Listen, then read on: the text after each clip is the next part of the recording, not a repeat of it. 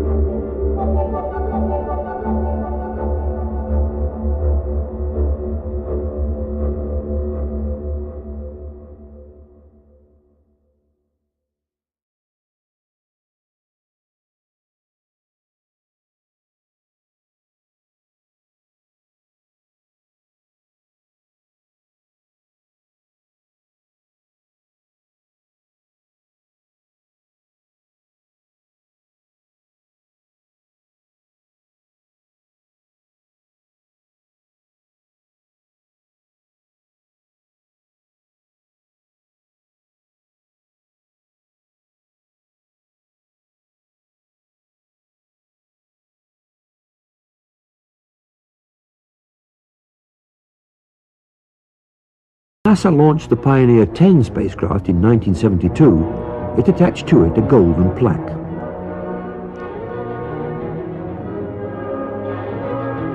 With this plaque, Pioneer carries a message to extraterrestrials about its home planet. Its symbols show the radio signature of our sun, where our planet is located, and what we looked like. As Pioneer 10 journeys on beyond the outer known planets, the data it is sending back is also being used to seek a possible 10th planet. Indeed, a March 1992 NASA press release stated, "Unexplained deviations in the orbits of Uranus and Neptune point to a large outer solar system body of 4 to 8 Earth masses on a highly tilted orbit, beyond 7 billion miles from the Sun."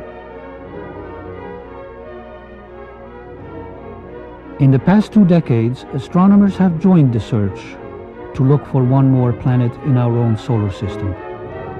They designate such a planet Planet X, meaning both unknown and 10th.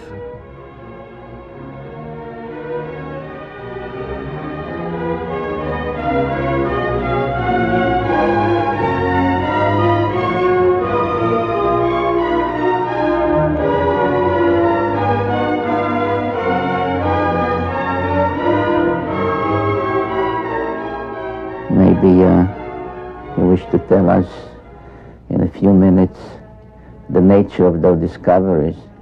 I'd be happy to, and you're absolutely right. And as a matter of fact, the date on here, I was just noticing, is 14 August 1978, which was just about 6 weeks after we discovered the fact that Pluto has a satellite. Once you have a satellite for a planet, you can determine how heavy it is. It turns out Pluto was very much smaller and lighter weight than we had thought, which meant that Pluto has no influence, no appreciable influence on the motions of the planets Uranus and Neptune. At that point, we voiced a hypothesis that this means that there is at least one yet to be discovered planet in the outer reaches of the solar system, and this naturally led directly to you and your interest in what we're doing, and that's when you sent me this book.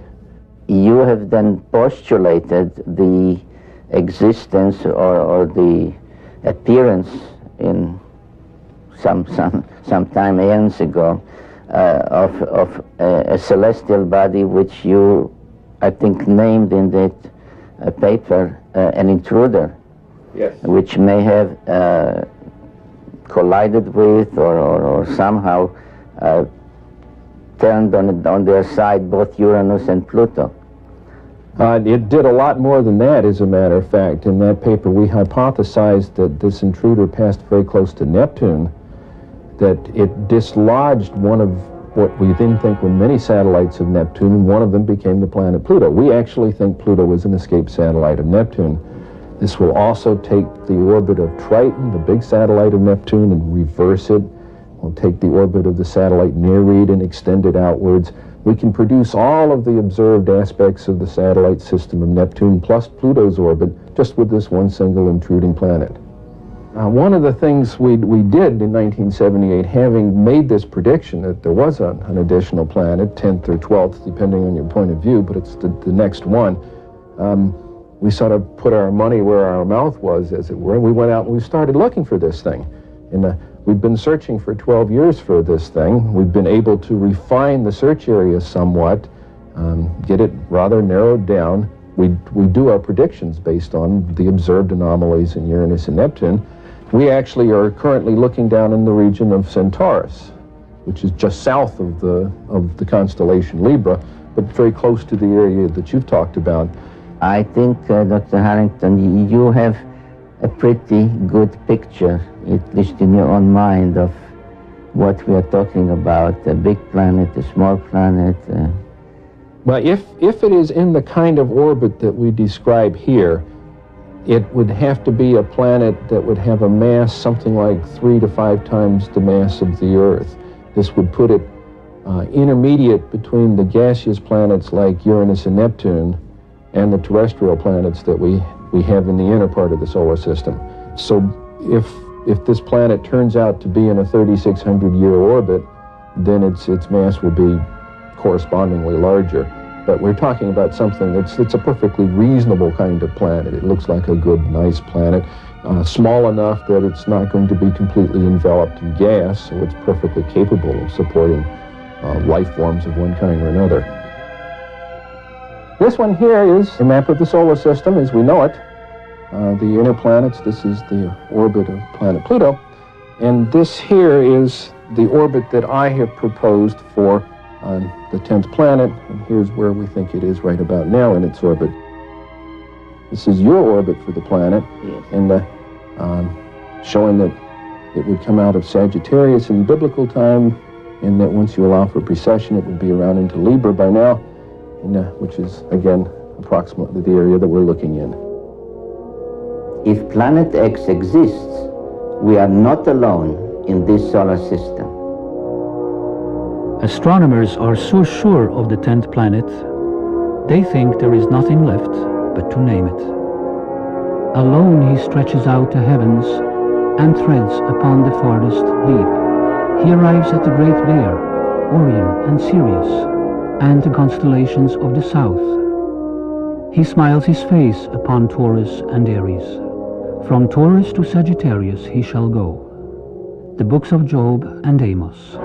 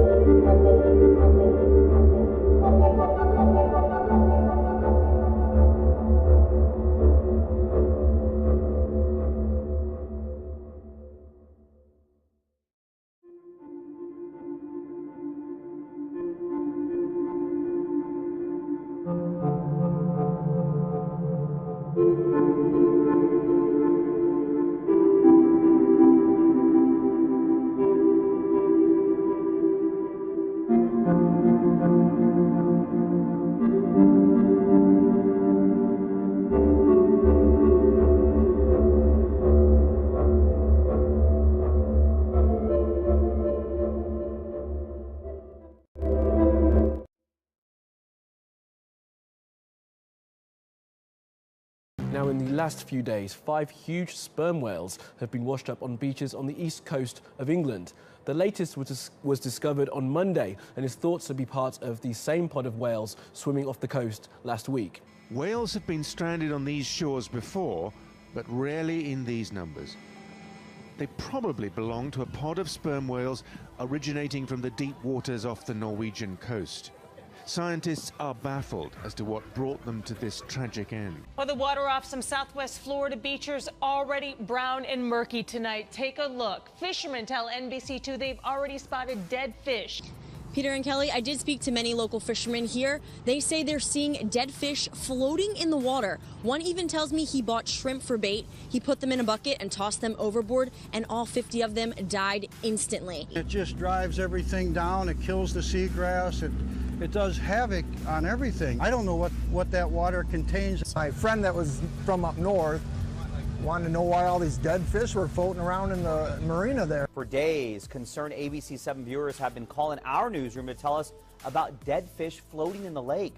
They also say the lake stinks. I don't remember seeing 4 or 5 modeling systems having this much consistency. 7, 6, 5, 4, 3, 2, 1 day in advance. We're seeing the everything line up for a major storm system affecting the eastern third of the country. Extreme weather at this hour. Florida taking a beating. Multiple tornadoes reported in Broward County, including an EF1, winds up to 100 miles per hour. Dramatic images the moment of impact at this college. A tractor trailer flipping over. Cars piled on top of one another. People hiding beneath underpasses. A woman inside her car as it was thrown across the highway. Yeah, it was very strange. I've never seen anything like this where cars have been flipped over, just because of a storm. Good evening. South Australians are being warned the effects of the wild weather are not over yet. 2 days of heavy rain, flooding and gale force winds left around 1,000 properties without power, and there's now the ongoing danger of falling trees. Adelaide's wettest January in almost 40 years, as gale force winds of more than 110 kilometres an hour pummeled parts of the state. Just 1 week after a severe thunderstorm tore through the city.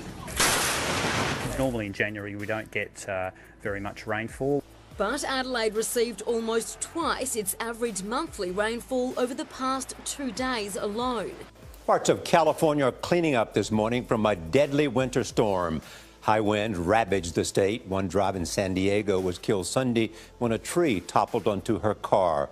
High winds uprooted an 8-foot-wide oak tree in San Diego. I've been here 15 years, never seen the wind blow this hard. This scaffolding was reduced to a pile of twisted metal. Trees fell all across Southern California because the ground is soaked by recent storms, and winds were howling at up to 70 miles per hour. Well, a massive sinkhole has opened up in southern Oregon, and it's taken out a huge chunk of a busy highway, Highway 101, near the California border. And from the air there, you can see a side road completely washed away. It just grew after a storm dumped nearly 1.5 inches of rain.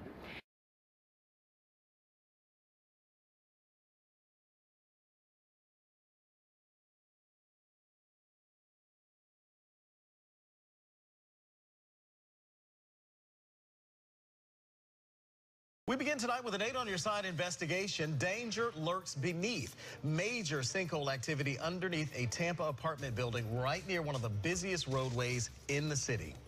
Now, we got our hands on a very disturbing report and took that straight to city officials. And they found it so alarming, they took immediate action. 8 on Your Side investigator Shannon Bacon joins us now live here in the studio. Shannon, this is extremely scary for those living nearby. It is, guys. I would call it terrifying. Engineers tell me they have never seen sinkhole activity this severe.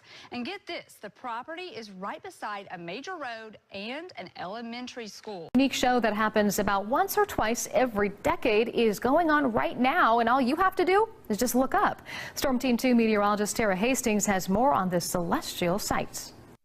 Well, on any given clear night, you can usually see a planet or two in the sky, but for the next 2 weeks, 5 planets will be visible all with the naked eye at the same time. For the first time in 11 years, Mercury, Venus, Mars, Saturn, and Jupiter will make an appearance in the pre-dawn sky. If you're willing to get up early between January 20th and February 20th, you do get up early all the time, Joe, for work. But for those of us who don't, you're in for a special treat if you do. It's called a planetary spectacle of all 5 of the so-called bright planets. They will be visible to the human eye. That includes Mercury, Venus, Mars, Jupiter, and Saturn. You'll also be able to see the stars Picaris and Antares. Fox News alert, a strange one. Government scientists have just confirmed to Fox News a sonic boom happened over New Jersey, and people report feeling the shaking from southern New Jersey all the way to New York City. The United States Geological Survey reports the boom happened over Hampton. Some say that they've felt a series of these booms, as many as 8 of them. They say entire houses were shaking violently. So far, it's really a mystery. A spokesman for the Air Force Base in that local area there tells a local radio station that their jets are not behind it. Jersey State Police tell local media that they're still investigating and they don't know what it is.